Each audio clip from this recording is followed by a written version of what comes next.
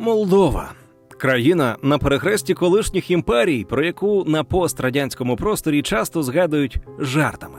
Проте анекдоти про 5 молдаван, які вкручують лампочку, це пережитки совкового шовінізму, що не мають нічого спільного із сучасною Молдовою. Її досягнення у наближенні до європейських стандартів можуть бути прикладом для багатьох країн, у тому числі для України. У Брюсселі уже починають говорити, що перемовини щодо членства ЄС із Кишиневом можуть розпочатися раніше, ніж із Києвом. Нещодавно Молдову називали найбіднішою країною Європи. Так, Молдова є однією із найменш економічно успішних країн серед тих, хто заявляє про намір вступити у ЄС. Її ВВП на душу населення – 8,26 тисяч доларів. Порівняно із понад 14 тисячами доларів у Сербії. Біднішою є тільки Україна, де ця сума становить 6,26 тисяч доларів. Однак із 2020 року, коли президенткою країни стала проєвропейськи налаштована Майя Санду, Молдова продемонструвала чудову динаміку змін. Молдовани по уже згаданому ВВП на душу населення обійшли Білорусь Лукашенка, яка на пострадянському просторі мала імідж стабільності і ситості, а також Азербайджан із його шаленими нафтогазовими запасами. Темпи проведення реформ у Молдові є вражаючими, навіть попри спроби проросійських сил протягом усієї історії незалежності країни перетворити її на слухняну колонію та саботувати європейський курс. Як так сталося, що колишня периферія СРСР вирвалась вперед і може отримати членство у ЄС швидше за Україну?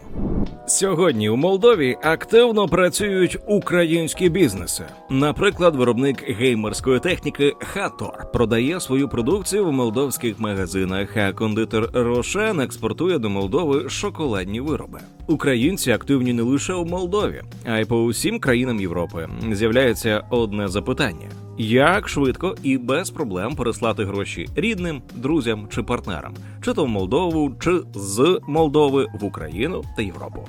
Партнер цього відео – компанія Valuta Exchange, яка понад 11 років допомагає підприємцям і приватним особам проводити фінансові операції без бюрократії та зайвих пояснень банку. Тут можна обміняти криптовалюту у готівку або навпаки, переказати гроші по Україні чи за кордон, поповнити Wise, Revolut або картку ФОП у гривні.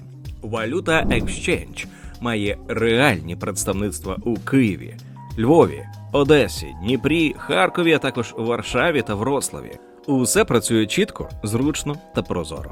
Коли на ринку постійні обмеження, а банки усе частіше блокують платежі, такі компанії, як Valuta Exchange, стають надійними рішеннями для тих, хто хоче безпечно працювати зі своїми фінансами. Посилання в описі під відео. Глядачі ціни держави можуть отримати знижку на послуги. Для цього треба перейти за посиланням на інстаграм-сторінку Valuta Exchange та написати у Дірект «Ціна держави» та отримати персональну знижку, потрібну вам послугу із коштами. Населення Молдови приблизно дорівнює населенню Києва – 2,89 мільйона громадян. Країна межує лише з Україною на сході і з Румунією на заході, та не має виходу до моря. Із часів середньовіччя землі Молдови переходили з рук в руки від місцевих князів до Османської імперії, а згодом і до Російської імперії. У 1812 році, за підсумками чергової російсько-турецької війни, Росія анексувала територію між Дністром і Прутом, історичну Бессарабію. Відтоді царський уряд взявся до перевиховання місцевого населення. Запускалася активна русифікація, а паралельно конструювання окремої молдовської ідентичності, щоб відірвати молдаван від їхніх румунських коренів. Іншими словами, імперія усіляко намагалася переконати мешканців Бессарабії, що вони не румуни, а окремий народ зі своєю особливою мовою та культурою. Насправді ж, молдовани та румуни мають спільне романське походження, походять від дако-романського населення, говорять однією мовою і формувалися як єдиний етнічний масив, і ще до поділу цих земель між різними державами. Після Першої світової війни та розпаду імперії була проголошена Молдовська Демократична Республіка, яка у 1918 році об'єдналася з Румунією. Це пояснювалося спільним етнічним корінням і історичними зв'язками. Дослідники, як американський професор Чарльз Кінг та нідерландський фахівець з історії Східної Європи Вім Бан Мерс, відзначають, що молдавани і румуни за своїми етнічними та мовними рисами фактично один і той самий народ. Сучасний молдавський письменник Юліан Чіочан молдавську мову прямо називає штучним витвором СРСР, своєрідним радянським новоязом. У 1924 році на лівому березі Дністра, на тодішній території Української Радянської Соціалістичної Республіки, створили Молдавську автономну РСР – плацдарм для можливого повернення Бессарабії.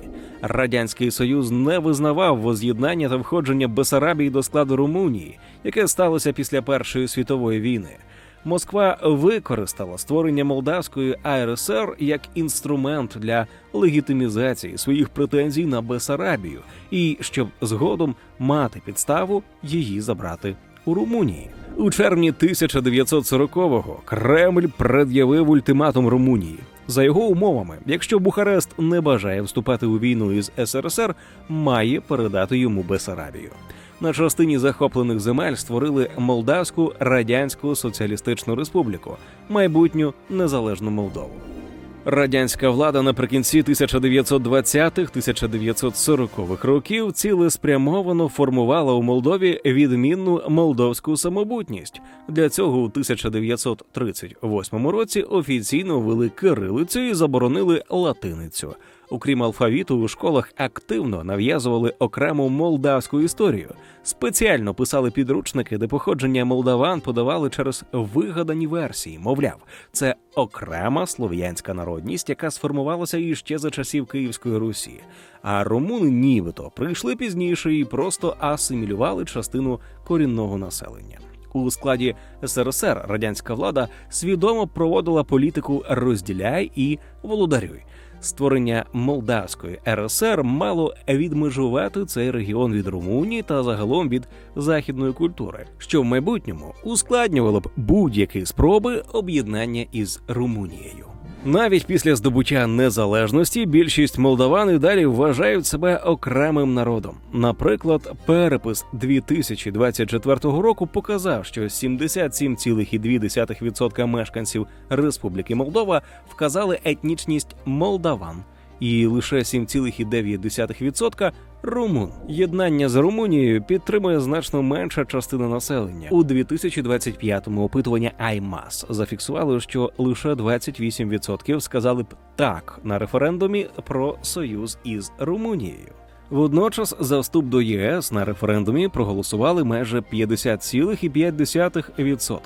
Країна фактично розділена навпіл за принципом вибору майбутнього. Такі низькі показники можна пояснити не лише успіхом російської пропаганди, а й прагматичними розрахунками.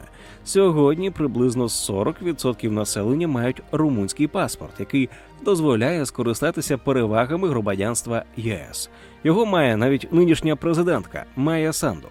Росія створила чималу плутанину у самовизначенні молдаван, іншим проявом якої є самопроголошена Придністровська республіка, суверенітет якої не визнала жодна держава Організації Об'єднаних Націй. І ще у 1990-му проросійськи налаштована номенклатура східного берега Дністра оголосила про відокремлення цієї території від Молдови. Вирішальним чинником стала відкрита інтервенція Росії. 14-та армія РФ, дислокована в регіоні, фактично вступила в бій на боці сепаратистів. Після кількох місяців кровопролиття Молдова де-факто втратила контроль над левовою часткою лівобережжя Дністра. Конфлікт заморозили, розмістивши так званих російських миротворців, які стоять там і досі. Москва утворила Бутафорську Придністровську Молдавську республіку як інструмент військово-політичного тиску одразу на дві країни – Молдову та Україну, а також як буфер проти можливої євроінтеграції та зближення з Румунією. Це стало можливим завдяки радянській демографічній політиці, коли на ці території масово переселяли російське населення, особливо в промислові центри на східному березі Дністра – які ставали головними економічними та політичними елітами, що лобіювали російську присутність. Москва спеціально переселяла людей, щоб створити передумови для подальшої окупації. У результаті станом на 1989 рік у Молдові проживало 13% росіян, а у Придністров'ї 25,5% на противагу майже 40% молдаван. Класичним прикладом такої радянської колонізації Молдови став так званий президент самопроголошеної ПМР Ігор Смірнов. Він народився на Камчатці і не мав жодного зв'язку із регіоном. Але у 1987 році був призначений директором заводу «Електромаш» у Тирасполі і пізніше очолив окупаційну адміністрацію. Окрім геополітики, країну штормило і від внутрішніх соціально-економічних проблем. Після розпаду СРСР сепаратистські протести в Придністров'ї призвели до падіння ВВП на 52% із 1990 по 1994 рік, із 3,59 мільярдів доларів до 1,7 мільярдів. Політика СРСР полягала в штучному стриманні економічного розвитку Молдови. Подібно до Грузії, про яку у нас є окреме відео. Грузія – як просрати все і привести до влади Кремль. Молдова спеціалізувалась виключно на сільському господарстві, за винятком Тирасполя, який був промисловим російськомовним регіоном. У 1992 році в Молдові сталося справжнє економічне потрясіння. Інфляція різко злетіла. Ціни за один рік зросли майже у 22 рази. Це стало наслідком розпаду СРСР, хаотичного переходу до ринкової економіки та відсутності будь-якого контролю над грошовою масою. Зі знеціненням національної валюти впала і купівельна спроможність населення. Показники бідності сягали 50-60% дорослого населення, що робило Молдову однією з найбідніших країн Європи. Економічна політика залишалася непослідовною. Комуністи, що прийшли до влади наприкінці 90-х, гальмували приватизацію та лібералізацію. Скрутна економічна ситуація в країні штовхала громадян до трудової міграції. І між 2004 і 2008 роками для 44,5% домогосподарств грошові перекази членів родин з-за кордону були основним джерелом доходу, і вони становили 31% ВВП. Тоді як відсоток прямих іноземних інвестицій лише трохи більше 8% ВВП. І хоча для тисяч молдавських родин трудова міграція була виходом, наслідки надмірної залежності від грошових переказів з-за кордону збільшували інфляцію та обсяги тіньової економіки всередині країни, а міграція спричинила старіння населення та відтік кваліфікованих кадрів. Втім, часткова приватизація все ж відбулася, і саме вона дозволила невеликому колу підприємців захопити важливі сектори економіки – банки, енергетику, медіа. Як наслідок, наприкінці 2000-х, на початку 2010-х владу де-факто захопили олігархічні клани. Найбагатші особи країни контролювали парламент і уряд задля власної вигоди. Одним із символів такого захоплення держави був Влад Плахотнюк, виходець із бізнес-середовища 90-х, який до середини 2010-х фактично став сірим кардиналом влади. Інституції працювали переважно на утримання панівного шару, що лише посилювало корупцію. Наприклад, Плахотнюку належали основні телеканали «Прайм» та ТВ2+, за допомогою яких він впливав на суспільну думку. Кошти Плахотнюка допомогли демократичній партії увійти до парламенту у липні 2009 року і стати другою за силою фракцією.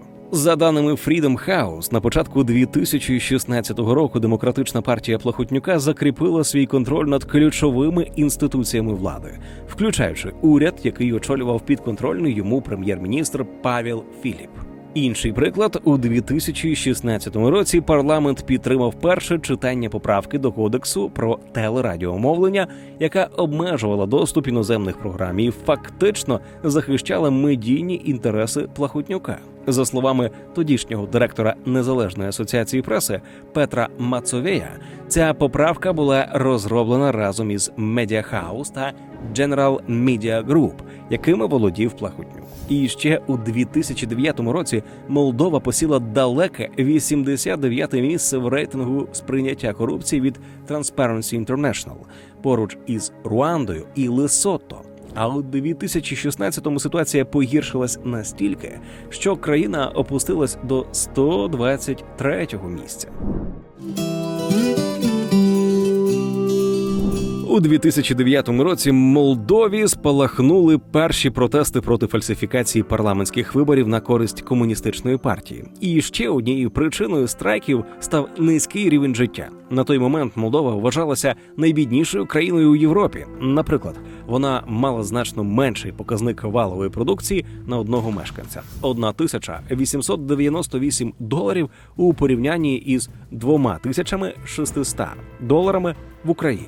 За оцінками, у 2009 році майже третина населення жила менше, ніж на $4.30 на день. Комуністична партія, яка перебувала при владі із 2001 року, так і не змогла відновити економіку. Для суспільства перспектива ще як мінімум 4 років без змін здавалася неприйнятною. Але навіть після оголошеного перерахунку голосів на виборах склад парламенту фактично не змінився. Баланс сил залишився тим самим. Влада збереглася за комуністами. Через тісні контакти із сусідньою Румунією, що вже у 2007 році стала членом ЄС, запити на євроінтеграцію молдаван лишались високими. Але корупція всередині країни саботувала її. У 2014 році 47% населення виступали за вступ до ЄС. Для порівняння в Україні цей показник тоді становив 61%. Симптоматичною стала історія із крадіжкою століття. У 2014 році із 3 молдовських банків загадково зник близько $1 мільярд. Це близько 10% ВВП країни. До афери виявилися причетними топ-посадовці і олігархи. І хоча розслідування тривало роками, значну частину коштів так і не повернули. Те, наскільки система в Молдові була схильна не карати, а фактично винагороджувати корупцію, стало очевидно в червні 2015-го. Тоді Ілон Шор, молдавський прокремлівський політик, людина, яку офіційно називали ключовим підозрюваним у тій самій крадіжці понад $1 мільярд з банківської системи, переміг на виборах і став мером 25-тисячного міста Оргіїв у той час, коли перебував під домашнім арештом. Замість покарання корумпованого діяча система дозволила йому отримати політичну посаду. Ця ситуація сильно підірвала довіру населення до влади і спричинила нову хвилю протестів, що охопила 60 тисяч людей. Протестувальники, політики та активісти у Молдові часто порівнювали ті події з українським Євромайданом. Але була принципова різниця. Молдовські демонстранти не мали чітких планів чи конкретних пропозицій, лише загальні вимоги проти корупції. Крім того, ідея євроінтеграції була сильно дискредитована, бо саме проєвропейські еліти в очах людей асоціювалися із масштабним пограбуванням країни. Тоді проросійські партії Молдови, партія соціалістів Республіки Молдова та партія «Наша» активізувались, звинувачуючи ЄС у підтримці корупції в країні. Інший великий скандал, що призвів до скорочення фінансової підтримки з боку європейських партнерів, полягав у тому, що російські політики використовували молдовські банки із 2010 по 2014 рік для відмивання приблизно $20 мільярдів. Сума, що у 2 рази перебільшувала тодішній ВВП Молдови. Щоб надати шахрайству видимості законності, понад 20 молдовських суддів нібито видали понад 50 судових наказів для гарантів кредитів про погашення низки фіктивних безнадійних боргів. Високопоставлені представники судової влади відмовились спілкуватися з журналістами, що підтверджувало корупцію. Як у 2013-му заявив Держдеп США, незалежність молдовських суддів від уряду та політичного втручання була формальною. Станом на 2015 рік Молдова займала 66-те місце в рейтингу індексу верховенства права, випереджаючи Україну на 11 позицій. Однак найгірші результати були саме в дотриманні верховенства права у розгляді кримінальних проваджень. Сьогодні Молдова посідає 64-те місце у цьому ж рейтингу, однак значення індексу збільшилось на 5, а серед країн регіону Східної Європи вона займає 4-те місце із 15 у порівнянні із 8-м місцем іще 10 років тому. У дослідженні сприйняття корупції в Молдові, проведеному Transparency International за 2013 рік, 80% респондентів назвали судову систему Молдови корумпованою. Це найвищий відсоток серед усіх державних установ. Тодішній очільник делегації ЄС у Кишиневі Пірка Тапіола натякнув, що якщо Молдова не подолає корупцію, то її євроінтеграційні перспективи будуть туманними. Ключовим моментом для зміни курсу країни стала поява нових лідерів, здатних протистояти як місцевим олігархам, так і Кремлю. У 2016 році на президентських виборах несподівано сильний результат показала проєвропейська кандидатка Майя Санду, економістка, колишня співробітниця Світового банку і міністерка освіти у попередньому уряді. Тоді вона трохи програла проросійському Ігорю Додану. Але стало ясно – запит на нові обличчя величезний. Санду створила власну партію «Дії і солідарності» і вже за кілька років здійснила політичний прорив. У 2019 році вона очолила уряд, об'єднавшись із тим самим Доданом, аби усунути олігарха Плахотнюка від влади. Цей парадоксальний, але ситуативний союз дозволив покінчити із моделлю захопленої держави, коли цілі державні органи функціонують в інтересах приватних осіб. У 2020-му Санду виграла президентські вибори і вперше відверто проєвропейський реформаторський політик став главою держави. У липні 2021 року її партія тріумфально перемогла на дострокових парламентських виборах, отримавши більшість мандатів. Проросійські сили опинились в опозиції, а деякі і поза законом. У 2023-му суд заборонив партію скандального олігарха Ілана Шора за підрив державності. У липні 23-го ув'язнили Євгенію Гуцул, голову автономії Гагаузія, яку викрили в отриманні грошей з Росії на виборчу кампанію. А у жовтні 23-го в Греції затримали самого Плохотнюка, який, за даними слідства, планував через підставних осіб і за підтримки Кремля повернутися в молдовську політику. Повномасштабне вторгнення РФ в Україну в лютому 22-го остаточно переконало більшість молдаван. З Росією їм не по дорозі. І сьогодні вже понад половина населення засуджує політику Путіна. У березні 22-го року Кишинів синхронно з Києвом подав заявку на вступ до ЄС. Уже у червні 22-го Молдова разом з Україною отримали статус кандидата на членство в Євросоюзі. Протягом останніх 3 років єС мобілізував безпрецедентну допомогу для країни – фінансову, експертну і навіть військово-логістичну. А у травні 2023-го десятки тисяч людей вийшли на центральну площу столиці на проєвропейський мітинг, загорнувшись у прапори Молдови і ЄС.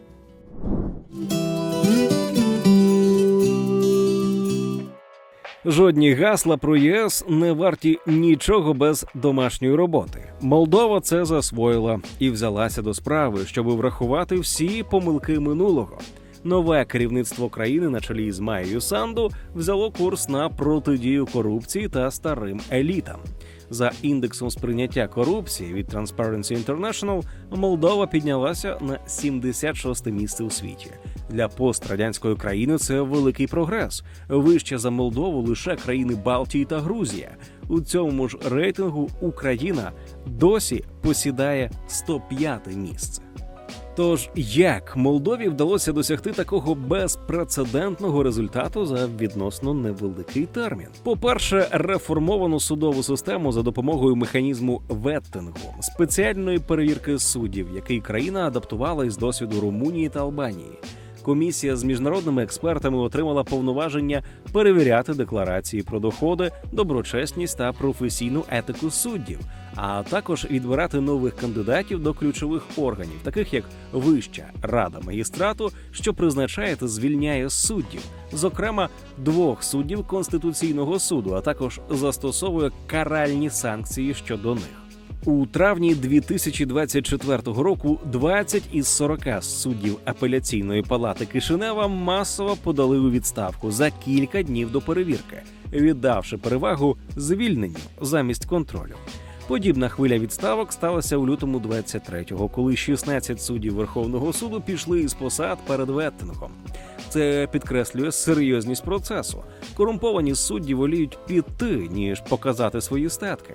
Водночас виникла і проблема кадрового дефіциту. Після цих відставок 37 із 57 місць у Кишинівському апеляційному суді залишились вакантними, що сповільнило розгляд справ. Попри труднощі, Європейська комісія та Європарламент відзначили стійкі зусилля щодо створення незалежної, неупередженої, підзвітної та професійної судової системи та підтримали план завершити перевірку суддів до 2026 року. У 2021 році президентка Санду добилася відсторонення генерального прокурора Олександра Стояногло, якого звинуватили у прикритті олігархів. Замість нього призначили виконувача обов'язків, а згодом на відкритому конкурсі обрали нового генпрокурора. Для боротьби з топ-корупцією запросили фахівчиню із діаспори Вероніку Драгалін, колишню федеральну прокурорку США. Вона очолила спеціальну антикорупційну прокуратуру Молдови у 2022 році. За її керівництва суд нарешті виніс вирок Ілану Шору, тому самому олігарху, що вкрав $1 мільярд із банків. Він отримав 15 років ув'язнення, щоправда, заочно, бо втік до Ізраїлю. Порушено справи проти інших недоторканних. Екс-президент Додон знаходиться під слідством за держзраду і корупцію та триває розслідування злочинів режиму Плахотнюка. Частина суддів усе ще чинить опір, заявляючи, що веттинг порушує незалежність судової гілки влади. Проте Конституційний суд Молдови підтвердив легітимність перевірок. Є ще одна проблема – доведення справ до кінця. Засудження Шора та Плахотнюка мають символічне значення, адже обидва перебувають за кордоном, і екстрадиція вимагає складної міжнародної співпраці. Лише у 2023-му, після 4 років з моменту його втечі, у 19-му, Інтерпол нарешті оголосив Плахотнюка у міжнародний розшук. Водночас важливо карати середню ланку корупціонерів. Єврокомісія прямо зазначає, кількість реальних обвинувальних вироків має зростати. Для цього у 2022 році створили спеціалізований антикорупційний суд. Проте через брак кадрів він так і не запрацював, а справи топ-корупції розглядаються у спеціалізованих палатах при наявних судах. Другим напрямком реформ стало створення нових антикорупційних органів. Ще у 2016 році запрацював Національний орган із питань доброчесності, що перевіряє декларації чиновників. При президентові Санду створено незалежний антикорупційний комітет, дорадчий орган із міжнародних і місцевих експертів, який допомагає викривати найбільш масштабні схеми. Фактично, Молдова будує свою систему, що нагадує українську архітектуру НАБУ, САП, ВАКС, але захищає автономію своїх антикорупційних інституцій.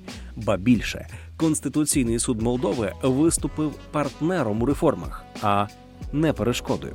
Після ліквідації олігархічної влади у 2019 році судді Конституційного суду Молдови пішли у відставку. Після кадрового оновлення суд не скасував жодного ключового закону про реформу правосуддя чи боротьбу із корупцією, забезпечуючи стабільне правове середовище для впровадження змін. В Україні ж навпаки. Конституційний суд неодноразово блокував антикорупційні заходи від закону про електронне декларування 2020 року до частин законодавства про НАБУ. Молдова уникла цієї пастки. Структура управління також передбачає запобіжні заходи. Наприклад, генерального прокурора можна звільнити лише за згодою незалежної комісії.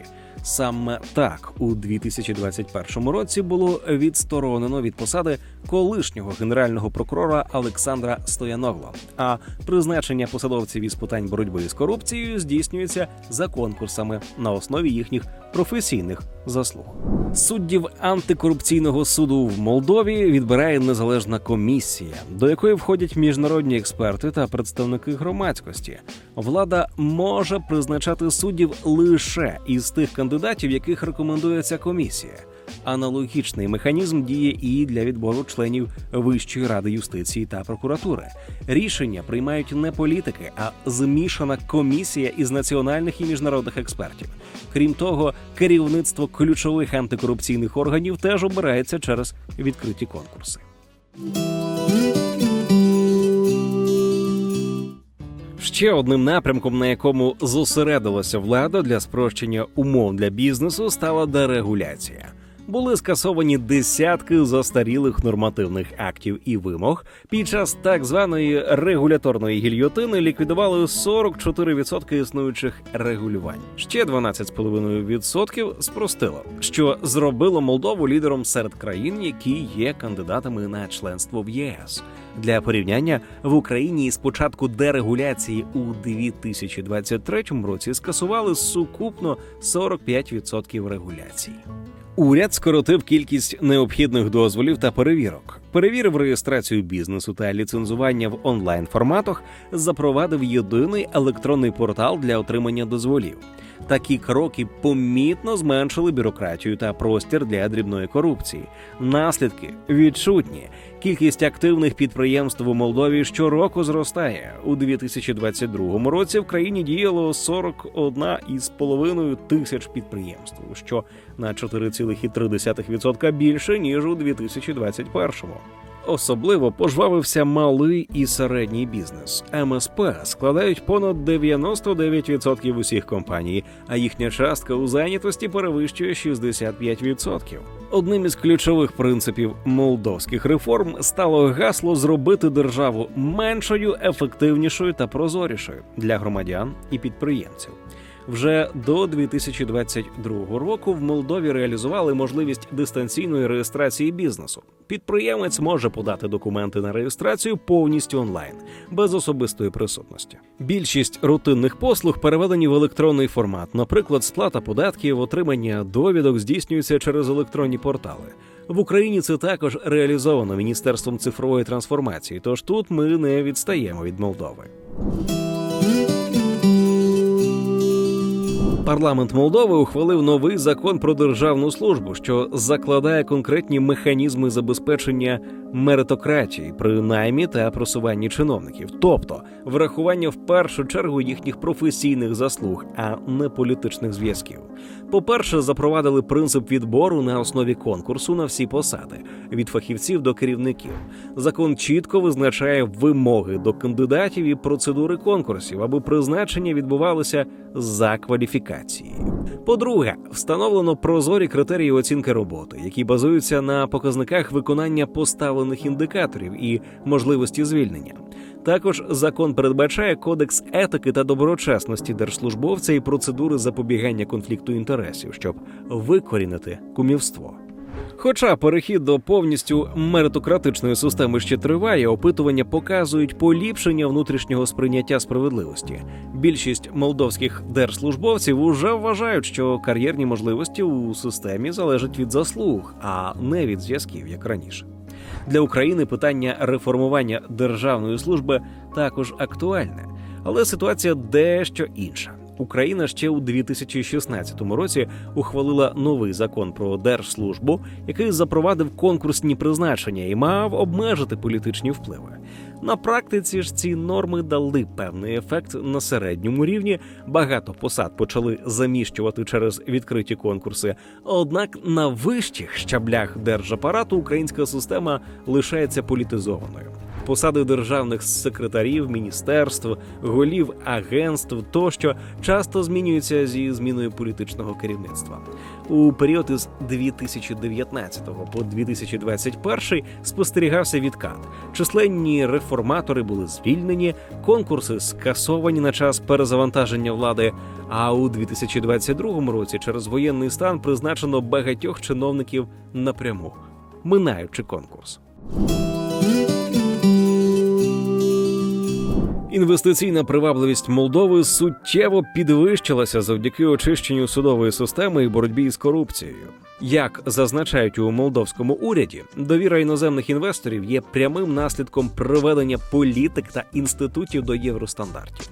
Це підтверджують показники. Абсолютний обсяг прямих іноземних інвестицій у Молдову поки помірний, але динаміка позитивна. У першому кварталі 2025 року приплив прямих іноземних інвестицій був у 2,7 разів більшим за аналогічний період роком раніше. Наразі у Молдові зареєстровано 2100 компаній з іноземним або змішаним капіталом. Із 2021 по 2024 кількість реєстрацій зросла із 391 компанії до 621 на рік. Україна в цьому контексті має хронічну проблему. Недовіра інвесторів до українських судів і загалом до інституцій. І ще до війни всі опитування, до прикладу від Державного департаменту США, показували, що корумповані суди – це головний бар'єр для інвестицій в Україну. Попри окремі успіхи, всеосяжної судової реформи Україна так і не впровадила. На 2021 рік процес очищення Вищої ради правосуддя або Ради юстиції, органу, який відповідає за призначення, звільнення та оцінку суддів, лише розпочався. І війна у 2022-му його загальмувала. Іноземні інвестиції в Україну до війни так і не перевищували 5% ВВП на рік. Досвід Молдови демонструє, що найкращі заходи із підтримки бізнесу – це очищення судової влади, без якої інвестиційний бум буде неможливим. Якими привабливими не були окремі проєкти чи ресурси країни. На цьому фоні Молдова виглядає привабливішою країною для ведення бізнесу. Якщо подивитися у рейтинг економічної свободи, що складає канадський аналітичний центр Інститут Фрейзера, то Молдова посідає 89-те місце у світі, тоді як Україна – 150-те. Останні дані, які вони брали, датувалися 2022 роком. Між Україною та Молдовою прірва у таких показниках, як розмір державних видатків, правова система і захист прав приватної власності та свобод міжнародної торгівлі.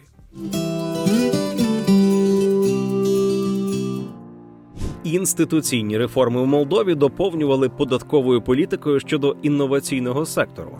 Головний інструмент – це створення у 2018 році віртуального IT-парку «Молдова IT Парк» з унікальним режимом оподаткування. Резидентам парку встановили єдиний фіксований до 2035 року податок 7% від виторгу, який заміняє собою всі основні податки – 12% податку на прибуток, 12% податку на доходи фізосіб та 24% внеску до соціального страхового фонду. Це надзвичайно спростило життя IT-фірм. Замість складного обігу і суми різних податкових платежів – одна ставка з обороту. Такі умови чи не найсприятливіші в Європі для технологічного бізнесу. Молдовський IT-сектор пережив справжній бум. З моменту запуску IT-парку експорт IT-послуг із Молдови зріс у 10 разів із приблизно 80 мільйонів доларів у 2017 році до понад 800 мільйонів доларів у 2024-му.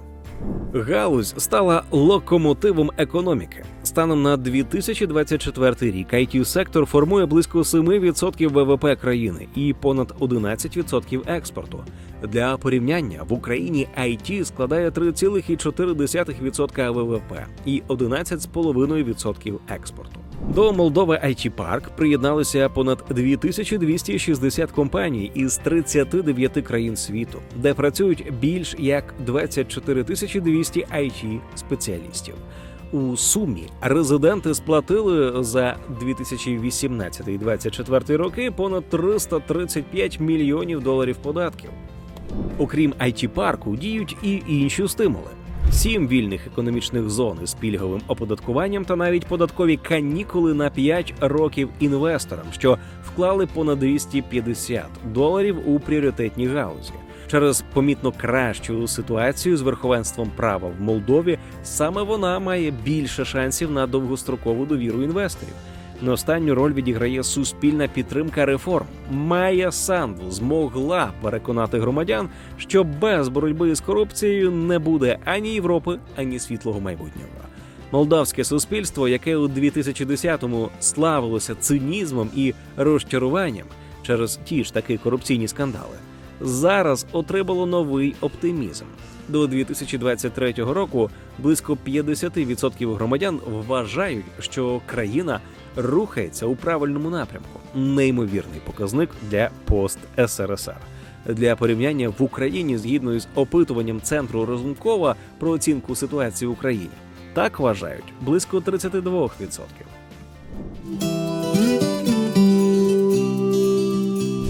Тож невже Молдова, яка донедавно ототожнювалася із корупцією та бідністю, зараз попереду України на шляху до ЄС? Чи справді Київ, маючи величезний потенціал, пасе задніх?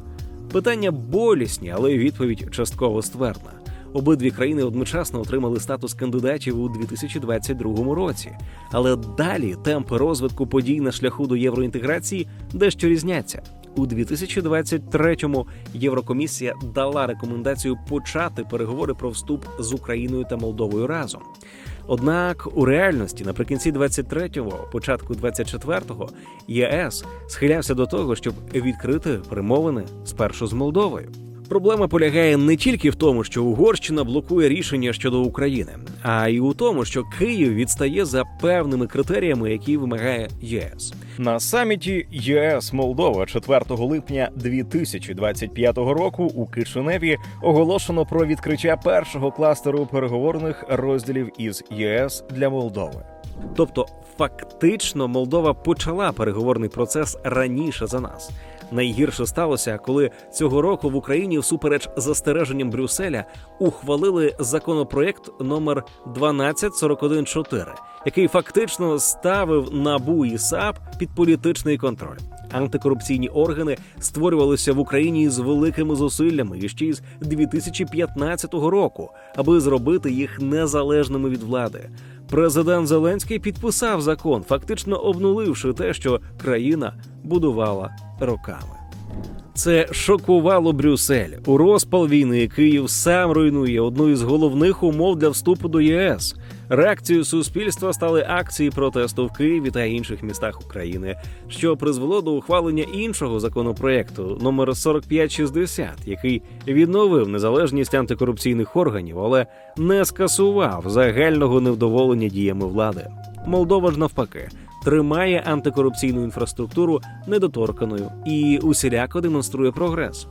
У 2020-2023 роках Кишинів де-факто відсторонив від влади своїх найбільш одіозних олігархів. Плахотнюк у вигнанні під санкціями, Шор засуджений і політично ізольований. Його партія заборонена. В Україні після 2014 року олігархи теж частково втратили вплив. У Молдові ж змогли вибудувати такий баланс, коли гроші не гарантують політичного панування. У 2023 році Конституційний суд Молдови повністю заборонив партію Шора за фінансування незаконними коштами та дії проти суверенітету країни. Крім того, правоохоронні органи переслідували незаконні мережі фінансування виборчих кампаній. У 2025 році виявили, як російські кошти спрямовувалися через місцевих чиновників Гагаузії на політичні проекти Шора. Молдова також запровадила структурні реформи для зменшення впливу олігархів. Питання власності на ЗМІ було вирішено шляхом запровадження правил прозорості. Так, медійна імперія Плахотнюка розпалася, коли він втік, а телеканали Шора були закриті за поширення російської пропаганди. Результати цього є вражаючими, адже протягом періоду із 2009 по 2024 рік позиції Молдови в рейтингу індексу свободи преси зросли із 114 до 35 місця завдяки посиленню незалежності медіа. Контроль за фінансуванням партій посилили через реформовану Центральну виборчу комісію та Національний орган із питань доброчесності, які перевіряють декларації про активи посадовців. Крім того, західні партнери сприяли цій деолігархізації. Міністерство фінансів США та Рада ЄС запровадили санкції проти молдовських олігархів і їхніх посередників за корупцію та втручання у вибори, що ускладнило їм фінансування політичної діяльності. Результатом став новий політичний ландшафт. Жоден окремий олігарх сьогодні не контролює молдовську політику чи ЗМІ, як це було іще 6 років тому, коли країною керувала одна людина. Україна ж обрала підхід через запровадження закону про реєстр олігархів, що визначає критерії того, хто такий олігарх, і відповідно до цього обмежує певні дії громадянина, який підпадає під це визначення. Закон номер 1780 про олігархів в Україні з моменту ухвалення викликав чимало критики як всередині країни, так і з боку міжнародних партнерів. Основні зауваження зводяться до того, що документ радше виглядає як популістський інструмент, аніж реальний механізм деолігархізації. Наприклад, американський аналітичний центр Atlantic Council попередив, замість того, щоб обмежити вплив найбагатших бізнесменів на політику, він може стати інструментом вибіркового тиску і використовуватися владою проти політичних опонентів. Венеційська комісія Ради Європи теж висловила застереження через персоналізований характер закону і закликала зосередитись на реформах, які справді здатні послабити вплив олігархів, таких як прозора судова система, ефективний антимонопольний контроль та плюралізм медіа. Ще одна важлива проблема – сам механізм реєстру олігархів. Формально туди можуть потрапити ті, хто відповідає 3 із 4 критеріїв – значне багатство, політичний вплив, монополія, контроль над медіа. Проте рішення ухвалює Рада нацбезпеки і оборони, а не незалежний суд, що породжує питання щодо прозорості і справедливості. У результаті особа, яка формально відповідає критеріям, може уникнути включення до реєстру, наприклад, приховавши зв'язок із медіа чи активами. А водночас ті, хто не підпадає під критерії, можуть стати мішенню політичного рішення. Отже, за процесом деолігархізації Молдова наразі випереджає Україну. Що стосується прийняття законів та стандартів ЄС, Молдова та Україна знаходяться на однаковому рівні, причому Молдова трохи випереджає у деяких сферах впровадження реформ. Згідно з індексом Східного партнерства 2025 року, Молдова та Україна є одним із лідерів.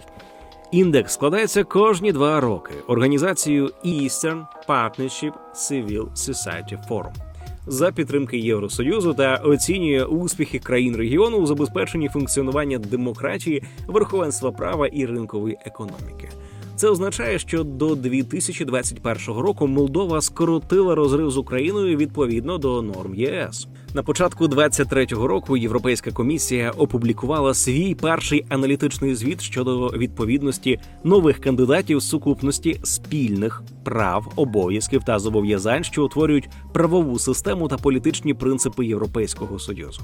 Україна отримала середній бал 2,16 із 5, а Молдова – 1,72. Україна отримала вищий бал у кількох розділах, таких як Митний союз та енергетика. Але Молдова була більш рівномірною за усіма показниками – цифровізація та медіа, енергетика, гармонізація податкової та митної системи. Урсула фон дер Ляйн публічно високо оцінила темпи реформ у Молдові під час візиту до Кишинева у травні 23-го року та назвала її досягнення дивовижними за дуже складних обставин. Такі похвали із Брюсселя свідчать про те, що Молдову розглядають як серйозного претендента, який виконує своє домашнє завдання. Молдова чітко заявила, що хоче стати членом ЄС до 2030 року. І Брюссель дав сигнал. Якщо вона буде готова раніше за Україну, її приймуть без затримок. Також не можна не згадати про роль громадянського суспільства. В Україні його можна вважати розвиненішим, оскільки значно більша частина населення довіряє неурядовим організаціям – 55% згідно із опитуванням Центру Разумкова. У порівнянні з 24% в Молдові, згідно із дослідженням CSO Meter від організації PromoLex. Молдовська влада часто швидко реагує на гучні антикорупційні розслідування, які проводять незалежні журналісти або громадські організації. Із 38 журналістських розслідувань про корупцію, опублікованих у 2021 і першій половині 2023 року, у 22 випадках державні органи відреагували, ініціювавши кримінальні провадження, службові перевірки чи внутрішні розслідування. Національна антикорупційна стратегія Молдови на 2017-2020 роки навіть передбачала кількість журналістських розслідувань як індикатор успіху у викритті бенефіціарів корупційних схем. Показово, що в Молдові роль громадянського суспільства була інституційно закріплена під час впровадження судової реформи. Одним із ключових органів є дисциплінарна колегія, яка виносить рішення щодо дисциплінарної відповідальності суддів. Вона складається із 9 членів, 5 суддів і 4 представників громадянського суспільства, які мають рівні права голосу при ухваленні рішень щодо дисциплінарних санкцій. Термін їхніх повноважень становить 6 років, і повторне призначення на 2 терміни поспіль заборонене. В Україні ситуація інша. Аналогічним органом є Вища Рада правосуддя, але громадянське суспільство має лише непрямий вплив на її роботу через міжнародних експертів або інституцій, які призначають членів Ради. Тож в Молдові громадянське суспільство реально отримало місце за столом прийняття рішень у системі правосуддя, тоді як в Україні його роль залишається переважно дорадчою і обмежується впливом ззовні. Історія Молдови останніх десятиліть – це наочний посібник для України. Дуже багато спільного. Пострадянська спадщина, присутність Росії в політиці і економіці, корумповані еліти, трудова міграція, заморожені конфлікти. Та водночас є різниця. Молдова встигла швидше вийти із порочного кола корупції і хаосу. Їй вдалося пройти певну точку неповернення в реформах. Саме тоді, коли виборці дали чіткий мандат на зміни. А влада ним повністю скористалася. Санду та її команда отримали всю повноту влади і використали цей шанс максимально радикально для змін. Україна та Молдова історично розвивалися поруч і сьогодні перебувають на етапі вирішального вибору щодо свого євроінтеграційного курсу. Досвід Молдови певною мірою став для України дзеркальним відображенням. У ньому можна побачити як спільні досягнення, так і різницю в темпах реформ. Молдова просунулася швидше у напрямі антикорупції, забезпечення прозорої роботи інституцій та верховенства права, що створює важливий орієнтир для України в контексті майбутніх переговорів із ЄС. Європейський Союз ставить однакові вимоги до держав і впустить до своїх лав того, хто покаже повну готовність до членства. Ми уважно читаємо усі ваші коментарі. Напишіть під відео, які фактори, на вашу думку, зараз вирішують, хто швидше готовий до вступу в ЄС – Україна чи Молдова. Друзі, у нас є амбітна мета – досягнути 200 тисяч підписників на каналі до кінця 2025 року. Ви можете тривалий час нас дивитися і навіть не підозрювати, що не підписалися. Підпишіться на наш канал і розкажіть про нього родичам та друзям, а також поставте вподобайку і залиште коментар під цим відео. Ми дякуємо усім жертводавцям, патронам та спонсорам на Ютубі. Кожна ваша гривня наближає в Україні економічне процвітання та добробут, адже ми не просто робимо відео, а просвіщаємо виборців, які обиратимуть справжніх реформаторів. Допоможіть нам у цьому. Посилання про підтримку ціни держави в описі. Це відео створено за сприяння Національного фонду на підтримку демократії – НЕТ. НЕТ може не поділяти поглядів та думок, що висловлені у відео. Підтримайте поширення якісного україномовного відео від ціни держави. Підпишіться на канал, залиште коментар під відео та поставте вподобайку.